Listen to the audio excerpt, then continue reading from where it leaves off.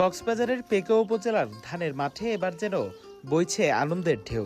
আমনের বাম্পার ফলনে কৃষকের মুখে ফুটেছে হাসি। প্রায় ৮,৩০০ একর জমিতে ধান চাষ করা হয়েছে।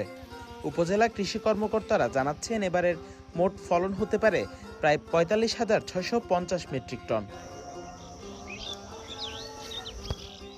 এবছর পেকুয়ায় কৃষকেরা হাইব্রিড ও স্থানীয় ধানের মিশ্রণ চাষ করেছেন। হাইব্রিড জাতের মধ্যে উল্লেখযোগ্য ধানি গোল্ড, এজেট ২৬৫ ও উপমেট। উপসী ধানের মধ্যে চাষ হয়েছে বিআর এবং বৃধান সিরিজ, বিআর ২২, বৃধান ৩২, ৩৯, ৫১, ৫২, ৭১, ৭৫, ৮৭, ৯৪, ৯৫ ও ১০৩। অন্যান্য জাতের মধ্যে আছে বীণাধান ১৭ এবং ভারতীয় পাইজাম। স্থানীয় জাতের মধ্যে চাষ হয়েছে বিন্নি, সাহেব এবং চিকন। ফলন কেন আল্লাহ দিলে অনেক কি দেন এবার ধানের নাম কি এনে একখানির মাঝে আমরা শব্দ পাইবেন আশা করেন ইনশাল্লাহ।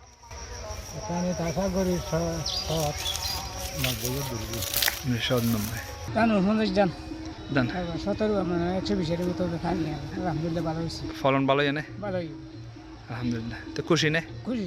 গত বছর কেন বছর কেন কি সুবিধার অনেক বিস্তৃত দেয় না এখন সময় কি সুবিধা নয় বিষয়টা হারা দিয়ে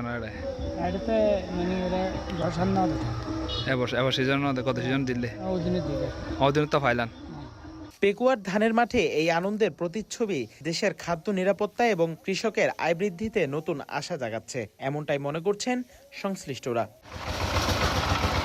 কক্সবাজার প্রতিনিধির পাঠানো তথ্যচিত্রে news desk, CTG post, Chittagong.